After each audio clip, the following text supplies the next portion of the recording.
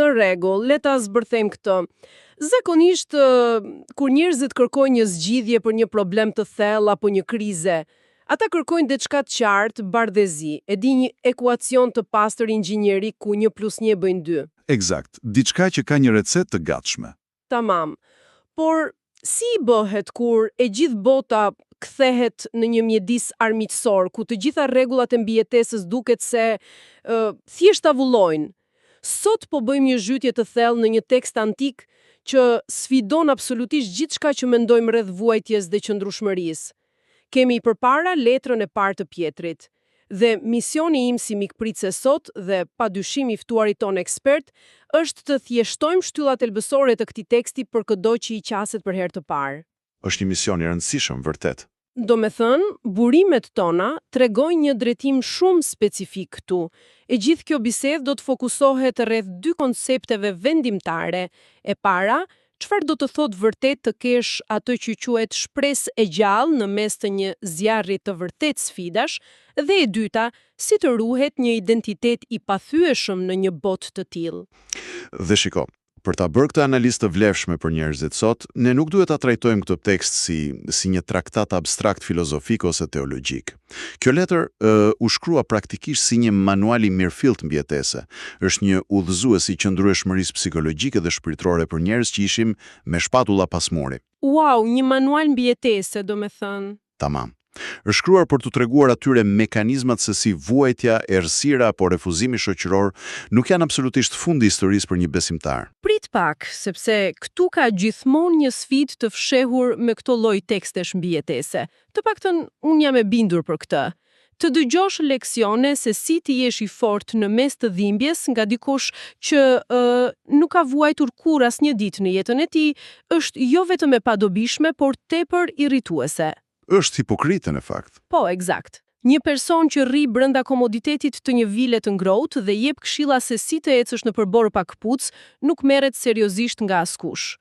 Pra, përpara se të flasim për këtë shpresën e gjallë, dua të di kush është ky autor që guxon të flas për shpresën dhe mbi të gjitha, në çfarë rrethanash po flet. Kjo është padyshim pika ku ky dokument fiton legjitimitetin e tij të plot. Ajo që është më gjep se këtu është fakti që autori letrës nuk është një filozof i mbyllur në një bibliotekë të rahatshme. Pjetri fliste nga një përvojë e hidhur, shumë personale. Ai e njihte në perfeksion anën më të errët të natyrës njerëzore dhe mbi gjitha anën e tij të errët. Do me thënë, ai kishte bërë gabime vet. Gabime. Ai njihte dështimin spektakular. Ai e njihte frikën paralizuese. Të mos harrojmë që nga paniku dhe frika ai e mohoi plotësisht udhëheqësin e tij Jezusin. Dhe kjo ndodhi përpara se të kalonte atë fazën e restaurimit të thellë. Kështu që kur fjalët e tij flasin për hirin, ato vijnë thellë nga plaga e tij. Ai nuk po flet nga teoria, ai di saktësisht se si ndihet pesha e pashpresës. Kjo i ndryshon gjërat plotësisht. Pra kur ai flet, ai e di mirë se çfarë po thot. Tamam. Dhe ata njerëz që po i lexonin fjalët e tij në rajonet e Azisë së vogël, ata po kalonin po ashtu një makth jashtëzakonisht të rënd shoqëror në atë moment. Po çfarë po ndodhte saktësisht me ata njerëz atje? Sepse, shiko, shpesh ne përdorim fjalën persekutim shumë lehtë sot. Po, e vërtet. Sot persekutim mund t'i themi një komenti negativ në rrjetet sociale, por atëherë nuk ishte ashtu. Nuk po flasim për dikë që u ofendua rastësisht në rrugë. Këta besimtarë ishin shënjestra e një presioni masiv shoqëror.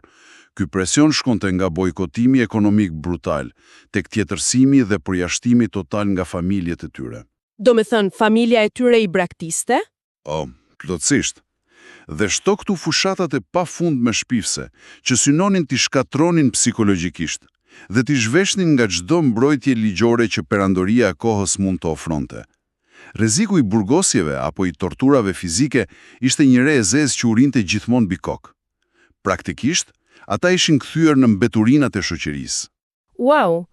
Pra, ne po dëgjojmë këshilla, jo nga një general i sigurt pas linjave të frontit, por nga një veteran i vërtet, i mbushur me plag, që po u flet njerëzve që ndodheshin po aq thellë në baltën e llogores sa kishte qenë ai dikur. Eksakt. Dhe kjo i bën fjalët e tij me peshë absolute. Por ja ku lind pyetja instinktive e çdo qenie njerëzore dhe e imja personale. Nëse një person bën gjën e duhur, mban një besim të fortë dhe jeta e tij befas kthehet në një humner armiqësore, ku asgjë nuk shkon mirë, a nuk është kjo prova më flagrante, të paktën logjikisht, që Zoti e ka braktisur? Pse do të ndodhte e gjithë kjo vuajtje nëse nuk do të kishte një braktisje hyjnore? Kjo është pyetja më e madhe, dhe është thelbi i konfliktit intelektual për çdo që e gjen veten në situata dhimbje ekstreme. Por përgjigje që ofron Pietri te kapitulli i parë dhe i katërt, nuk është një inkurajim i atill, i sipërfaqshëm, si ato shprehet, çdo gjë do bëhet mirë. Ai prezanton konceptin e zjarrit të sprovës. Zjarri i sprovës, kjo tingëllon e frikshme. Ndoshta po shërben si një ndryshim themelor paradigme. Për Pietrin, vështirësitë dhe dhimbja e persekutimit nuk përkthehen në braktisje hyjnore. Përkundrazi, ato theksohen si një proces rigoroz, thelbësor për të pastruar dhe rafinuar strukturën e besimit të atyre njerëzve. E kuptoj. Unë e di ku do të dali ky koncept, me atë idenë e zjarrit që rafinon metalet, sikur shkrimarin për të djekur papastërtitë dhe për ta bërë më të fortë. Por a mund ta sfidoj pak këtë? Patjetër, urdhro. Të jemi plotësisht realist. Njerëzit nuk janë copa inerte guri apo metali që futen në furr. Njerëzit coptohen emocionalisht. Të theksosh se vuajtja është e mirë sepse të pastron, rrezikon të kthehet në një justifikim teologjik për mizorin, apo jo? Si mund të quhet kjo shpresa e jo thjesht një dënim i pamëshirshëm? Është një sfidë e drejtë. Rreziku për të lehtësuar atë si një pozitivitet toksik është gjithmonë i pranishëm nëse nuk e lexon me kujtesë. Por mekanizmi psikologjik që Pietri përshkruan është shumë i ndryshëm nga mizoria e verbër. Zjarri i sprovës nuk shihet si një mallkim. Le ta shohim kështu ngjan më shumë me testimin e forcës që u bëhet krahëve të një avioni të ri, gjatë inxhinierisë. Ku krahët përkulen me forcë për të parë sa mbajnë? Pikërisht. Krahët përkulen deri në kufijtë e pamundësisë, dhe inxhinierët nuk e bëjnë këtë për të shkatruar materialin nga inati, por për të ekspozuar atë integritet strukturor që nuk mund të thyet, përpara se avioni të ngrihet në një fluturim të vërtet me pasagjer. Ky zjarr i sprovave, pra, heq iluzionet. Qenë ka një analogji e bukur. Dhe kjo lidhet direkt me atë që teksti e quan shpresë e gjallë. Kjo lloj shprese nuk ndan asnjë qelistë të përbashkët me optimizmin njerëzor. Optimizmi shpesh është shterp. Ai bazohet në idenë që nesër do të dalë dielli dhe shoqëria do të më pranojë prap. Por shpresa e gjallë këtu operon duke u shkëputur plotësisht nga të dhënat e momentit në tokë. Burimi i saj vetëm është një trashëgimi qiellore, e cila është absolutisht e paprekshme nga rrethanat. Për ta thjeshtuar për ata që po dëgjojnë, është si ai momenti kur një person është detyruar të jetojë në një dhomë të vjetër me qyra, plot me myk dhe me ujë që i pikon nga tavani. Por brenda në xhep, ky person ka tapinë e një rezidence mbretërore ku dihet me siguri absolute se do të shpërngulet nesër. Ky është ilustrimi i përsosur. Pra, pavarësisht dhimbjes apo lagështisë momentale të asaj dhome, shkatrimi psikologjik është i pamundur sepse destinacioni final nuk mund t'i vidhet nga askush. Por kjo ide na sjell natyrshëm tek një koncept tjetër kompleks i dokumentit, ridefinimi i shenjtësisë. Po, një nga pikat më të keq kuptuara. Ai urdhri specifik nga kapitulli i parë për të mos u përshtatur me sistemin e botës, i theksuar me fjalinë "Jini të shenjtë sepse unë jam i shenjtë". Edhe këtë dua ta theksoj forca herë që flitet për fjalën shenjtësisë sot. Njerëzit instinktivisht përfytyrojnë individ tepër të moralshëm, e di njerëz të mërzitshëm që ndërtojnë një lloj muri arrogancë dhe ngatjesi për gjykojnë çdo që nuk është si ata. Kjo sjellje është një strategji inteligjente për të mbijetuar armiqësisë. Struar këtë term nga mbivendosjet kulturore moderne, shenjtëria në fjalorin e Pietrit nuk është një thirrje për një performancë teatrale njerëzish perfekt. Nuk është performancë, dhe as nuk është treguesi një shkëputje fizike nga shoqëria. Atëherë çfarë është saktësisht? Qëllimi kryesor është thjesht ideja e të qenit i ndar. Imagjinoni konceptin e një ambasade diplomatike në një vend tjetër. Ambasada nuk e merr ligjin e saj nga vendi ku ndodhet gjeografikisht, pavarësisht se ndërvepron me atë vend çdo ditë. Ajo funksionon vetëm sipas vlerave dhe direktivave të kombit që përfaqëson. Aha, kjo ka shumë kuptim. Besimtarëve të atëmër letrave u kërkohet pikërisht kjo, jo një arrogancë moraliste prej farizeu, por ruajtja një thelbi dhe një reagimi krejtësisht të ndryshëm nga makineria vrasëse apo e korruptuar e kulturës përreth tyre. Ata jetojnë aty, por me ligjet e një kombi tjetër. Por dëgjo, analogjia e ambasadës krijon megjithatë një sfidë krejt tjetër. Ktu bëhet vërtet interesante. Të ruash një standard të tillë të dallueshëm, pra të jesh një ambasadë qellore, do të thotë që e njëjta botë në të cilën kjo ambasadë është ndërtuar, do të kthehet të sulmoj pambarimisht, sepse bota nuk e përtyp dot faktin që ti refuzon vlerat e saj. Ky është pikërisht fërkimi që gjeneron persekutimin. Dhe këtu është ngërçi i madh psikologjik. Si mundet një njeri të mbetet i fortë gjatë një izolimi të tillë shoqëror? Ne e shohim këtë në jetën tonë të përditshme. Nëse një individ e ndërton thelbin e vetes, e di, atë identitetin e tij, mbi pasurinë apo politikën, ditën që i bie llogaria bankare, ai shembet. Shembet plotësisht. Ose nëse e ankoron veten tek pranimi nga një grup njerëzish apo një status kulturor, sapo ata njerëz i kthejnë shpinën, truri i tij shkon në dëshpërim total. Çfarë ofron ky tekst në kapitullin e 2 si kundërpërgjigje për këtë brishtësi të pashmangshme që të gjithë kemi ndaj refuzimit? Zgjidhja që jepet ndaj kësaj brishtësie kërkon një ndryshim radikal të vetë themelit ku lidhet egoja njerëzore. Këtyre individëve që shikoheshin me përbuzje dhe përjashtoheshin nga tregjet apo shoqëria, Pietri u adreson një identitet krejt të ri dhe të pabesueshëm. Ai i quan ata fisi zgjedhur, priftëri mbretërore. Fjalë shumë të forta për njerëz që trajtoheshin si plehra nga shoqëria. Tamam. Ai godet drejt për drejt në vetë vlerësimin e tyre, duke zëvendësuar në thelb gjenetikën e tyre sociale të dështuar me një vlerësim hynor. Dhe pamja vizuale që përdoret nga ai për të arsyetuar sepse funksionon ky identitet, bazohet te Krishti si guri i qofshës. Guri i qofshës, po. Unë di që kjo ishte gjuha arkitekturore e kohës për të treguar atë gurin e parë masiv mbi të cilin varej siguria, orientimi dhe forca e një ndërtese të tërë. Eksaktësisht. Por ajo që është kritike në këtë tekst, është detaj tjetër. Ky gur qofsheje, Jezusi, u refuzua kategorikisht dhe u përbuz pas një mshirë nga ata njerëz që e mbanin veten për ndërtues ekspert shoqërisë. Por ama për Zotin, ky gur thelbësor kishte një vlerë supreme. Ai e zgjodhi atë. Kjo formon një mbrojtje psikologjike të pakalueshme për lexuesit. Dinamika është fantastike. Nëse identiteti i një besimtari bëhet njësh me atë gur qofsheje, atëherë mendimi i shoqërisë nuk është më arbitri përfundimtar i realitetit tyre. Fakti që ata mund të jenë thellësisht u urryer në qytetin e tyre, nuk tregon që janë të pavlerë. Pra refuzimi i botës nuk i përkufizon më. Absolutisht jo. Refuzimi nga një botë e korruptuar shikohet thjesht si një dhënë kalimtare pa peshë, kur vlera e tyre dashme është sankcionuar plotësisht në sytë e krijuesit. Është fjalë për fjalë asgjësimi i zhurmës së jashtme.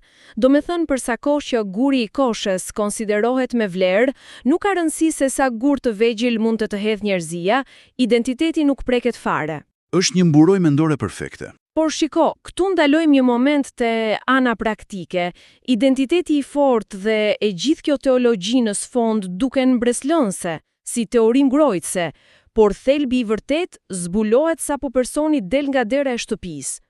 Një identitet i fortë i brendshëm vërtetohet vetëm nga mënyra se si sillet nga jashtë, kur është nën sulm. Praktika është gjithmonë test i vërtet. Bota nuk është indiferente, siç e seksuam. Ajo bëhet armiqësore. Pra, çfarë do të thotë gjitha kjo në praktik? Kur një njeri goditet padrejtësisht, instinkti primar i programuar në natyrën tonë është të mbrohemi, të kthejmë goditjen dhe ta lëndojmë agresorin dy fish. Cili është udhëzimi mbi sjelljen te kapitujt 3 dhe 4? Këtu hymë në atë që është ndoshta sfida më radikale dhe kundërshtuese gjithë letrës. Udhëzimi kryesor i Pietrit e zhvlerëson tërësisht lojën e instinktit mbrojtës të sulmit dhe hakmarrjes. Ai thyen idenë moderne që vuajtja është e pakuptim dhe promovon një koncept tronditës. Ai thot në kapitullin e 3: "Nëse vuani për drejtësi, jeni të bekuar." Të ndal pak këtu. Nëse vuani jeni të bekuar, tingëllon edhe një herë si një lavazh truri apo si një lloj kulti. E kuptoj pse duket ashtu në pamje të parë. Është rreziku për të shfaqur sikur buzëqeshim me forcë dhe me hipokrizi duke thënë: "O, të falenderit që po më shtyp dhe po më merr të drejta, që ka bekim i madh për mua." Pse do ta ndalonim veten nga mbrojtja e lirive tona dhe nga kthemi i së njëjtës monedhe? Nuk i shton kjo vetëm guxim atij që na persekuton? E qartë. Por ndryshimi që duhet kuptuar thellësisht nga teksti është se kjo sjellje nuk është thjesht një dorëzim i verbër për hir të pasivitetit apo viktimizimit. Është një formë shumë e avancuar e asimetrisë në konflikt. Pietri nuk po u premton atyre një utopi pa dhimbje, ai u premton praninë e Zotit brenda dhimbjes, dhe kjo ndryshon gjithçka. Do me thënë kjo asimetria është çelësi. Po, sepse të ktheshin natë dhe urrejtje kur të sulmojnë, do të thotë të lejosh agresorin tënd të diktojë ai kushtet e fushbetejës. Do të thotë ti përshtatesh atij sistemi dhe standardi moral të atij që po të dhunon. Pra ti bëhesh si ai. Qasja asimetrike ofron diçka krejt tjetër. Si aplikohet kjo qasje nga besimtarët? Kur bota armiqësore pret me çdo kusht që ata të hakmerren e të shajnë, dhe në vend të kësaj gjen përballë një komunitet që ruan vetë kontroll, që kultivon atë që letra e quan dashuri të zjarrt për njëri tjetrin, dhe që i përdorin dhuntit për të shërbyer të tjerëve, kjo e lë kundërshtarin plotësisht të çorientuar.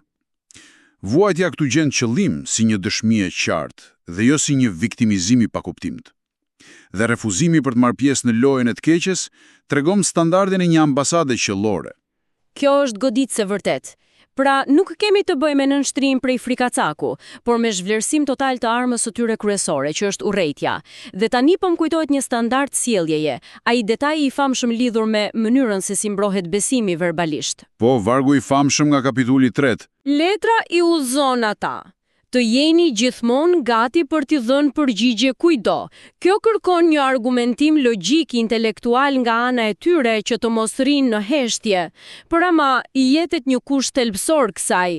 Kjo mbrojtje apo dhënie përgjigjeje duhet bërë gjithmonë, citon teksti, me butësi. Më duket një strategji marramëndse në fakt. Pse mendon kështu? Sepse kjo u heq çdo mundësi atyre besimtarëve për të fituar një debat thjesht sepse ngritën zërin më lart, apo sepse ofenduan atë tjetrin më fort. Fitori i argumentit bëhet e varur thellësisht vetëm tek qartësia e së vërtetës dhe tek ajo fuqia çarmatosëse e asaj që sapo i quajtëm butësia simetrike. Megjithatë, kjo logjik më çon drejt një humnere tjetër psikologjike tani. Oh, vërtet? Cila është kjo humnere? Shterimi nervor i plot i njeriut. Po, ankthi. Butësia simetrike kur ata kërkojnë shkatrimin tënd, të jetosh si një ambasador i huaj në qytetin tënd, e gjithë kjo gjeneron një vëllim të papar, frike, ankthi dhe tensioni brenda trupit. Është një ngarkesë stresi që mund të ta asfiksojë brenda pak ditësh. Nuk e faj, është një barë masive. Një besimtar mund të përpiqet të jetë heroi i durimit sot, ndoshta e mban edhe nesër, por do të mbërri patjetër momenti i thyerjes kur sistemi thjesht mbyllet plotësisht nga ngarkesa e ankthit. Si parandalohet ky dështim nga rëndesa e stresit të brendshëm sipas tekstit? Çfarë lehtësimi real nga kapitulli 5 jet ky libër? Kjo është shumë e drejtë si analizë. Dhe njohja e realitetit që kapaciteti njerëzor për qëndrueshmëri ka limite strikte, është pikërisht ajo çfarë i jep këtij manuali vulën e autenticitetit final. Nëse dikush po përpiqet të bëjë të gjitha këto që tham thjesht me forcën muskulare të mentalitetit të tij, shterimi dhe djegja janë krejtësisht të garantuara. Por Pietri e adreson këtë me një mekanizëm tepër konkret. Ai thotë: "Hidhni mbi të gjitha ankthin tuaj sepse ai kujdeset për ju." Dhe ky varg është çelësi e rezistencës shpirtërore, i cili kalon përmes një hapi të madh, për ulësisë. Të hedhësh ankthin mbi të. Kjo është e jashtëzakonshme. Është thuajse e ngjashme me zgjidhjet që përdoren sot në menaxhimin e rrjeteve kompjuterike. Si do me thënë? Shtim sistemi, thjesht fiket ose jep crash. Po bllokohet tërësisht. E vetmja metodë për ta mbajtur këtë kompjuter funksional pa e djegur është transferimi i një sasie masive të atyre të dhënave dhe programeve asaj ngarkese në një lloj cloud server, pra drejt një burimi me kapacitet procesimi praktikisht infinit jashtë kompjuterit. Kjo nuk do të thotë që të dhënat apo frika shkatrohen në hiq, por ngarkesa për t'i proceduar nuk i kërkohet më sistemit ton të brisht. Kjo është ndoshta ilustrimi më modern dhe më i saktë i këtij pasazhi. Kjo është saktësisht se si operon përulësia sipas këtyre vargjeve. Për Pietrin, krenaria ose arroganca është pikërisht insistimi i njeriut për ta mbajtur serverin e tij personal në punë drejt kolapsit, duke refuzuar të pranojë që ai ka limite. Pra mendjemadhësia është të thuash e mbaj vet. Eksakt. Ndërsa përulësia është pranimi shumë objektiv i brishtësisë tënde si qenie njerëzore dhe lëshimi i plot i atij thesit me ankth nën kujdesin e përhershëm të krijuesit. Ky kalimi i ngarkesës thelbësor bën të mundur pastaj rezistencën afatgjat përballë armiqësisë dhe errësirës. Nuk e arrim përmes forcës personale, sepse siç e thekson ai aty në fund, Perëndia i çdo hiri do t'ju përsos, forcojë dhe themelojë. E jashtëzakonshme. Pra, për ta përmbledhur gjithë këtë thellësi mahnitëse të letrës së parë të Pjetrit që shqyrtuam sot, pam që fillon duke treguar se ai zjarri ose dhimbja ekstreme e tjetërsimit funksionon tamam si testi i fortë inxhinierik i avioneve pastron ndryshkun dhe teston limitet për të zbuluar atë shpresën e gjallë, atë realitetin qiellor që të mban të ngritur edhe pse situata në tokë nuk ndryshon. Sakt. Më pas ekzaminuam ndërtimin e identitetit, i cili nuk shembet asnjëherë nga refuzimi i ashpër shoqëror, pikërisht sepse ai ankoron lidhjen thellë me një gur qosheje me Krishtin me vlerë hyjnore, e jo më me fjalët apo opinionet e një grupi njerëzish armiqësor. Kjo i bën ata të paprekshëm nga brenda. Së treti, kuptuam pse mbrojtja e këtij besimi nuk bëhet me dhunë apo të bërtitura, por bëhet përmes asimetrisë së butësisë në raste presioni, sepse çarmatos armiqësinë duke mos pranuar të luajë në po atë nivel degradimi që luan agresori. Dhe së fundi, sapo e theksuam, mekanizmi që parandalon shpërthimin e trurit mabara është ky procesi mahnitës i lëshimit të ankthit të papërballueshëm, një kapacitet tjetër të pakufizueshëm. Dhe kjo bëhet vetëm si rezultat i drejtpërdrejt i përulësisë. Përmbledhje perfekte. Dhe kjo lë realisht një pyetje të fundit mjaft provokuese për të reflektuar thellë pasi kjo analizë ketë përfunduar. Është diçka që ja vlen ta mendojnë njerëzit. Duke i lidhur pikat mes dy detajeve nga fillimi i bisedës sonë, ne folëm gjatë se si vetë autori, Pjetri, e njihte dështimin. Ai ishte thyer frikshëm nga pasigurit e tij dhe e mohoi Jezusin nga paniku para se ky letër të shkruhej. Po, e tham që ai ishte një veteran i dështimit dhe restaurimit. Atëherë, mendoni këtë. Kur ai u shkruan urgjentisht të tjerëve idenë për të hedhur mbi Zotin të gjithë ankthin, ka shumë mundësi që ai nuk po u jep një poezi thjesht ngushëlluese të largët fetare. Ai po e bën këtë nga analizimi i plagëve të tij personale. A mos vallë rënja dhe dështimi historik i Pjetrit atë natë, ai momenti i mohimit të tij nga tmerri i dhunës, ndodhi thjesht sepse në atë fragment rreziku ekstrem ai e trajtoi veten me arrogancë, ai provoi me vullnetin e tij muskular që të ngrinte mbi kurriz frikën dhe panikun e madh që nuk e procedonte dot, duke injoruar thelbin e mbështetjes derisa u thye plotësisht. Oh, wow, është një mendim vërtet rrëqethës. Kjo do të thotë që udhëzimi i tij specifik mbi kalimin e ankthit të Zotit është praktikisht autopsia e tij personale e natës së tij më të keqe, duke i paralajmëruar besimtarët e tjerë të mos e përsërisin të njëjtin gabim. Tamam, ky libër nuk është teori. Kjo e transformon çdo fjalë të atij manuali nga një ideologji e distancuar në britmen parandaluese të një njeriu që shkel në vijën e zjarrit, thjesht për të mbajtur të tjerët gjallë. Është ndoshta konfirmimi më i thellë se në mes të çdo sprove, shpresa e vërtet zhvillohet vetëm sapo nuk përpiqemi të jemi perëndi të vetes son dhe të mbajmë gjërat vet. Kjo analizë sotme na tregon kaq qartë që edhe kur çdo gjë rreth nesh është plotësisht kundër, të dish se ke kujdesin e përjetshëm të krijuesit mbi vete e bën çdo mbijetesë krejtësisht të mundshme. Nuk kemi kur të haruar. Ju falenderojmë që na u bashkuat në këtë udhëtim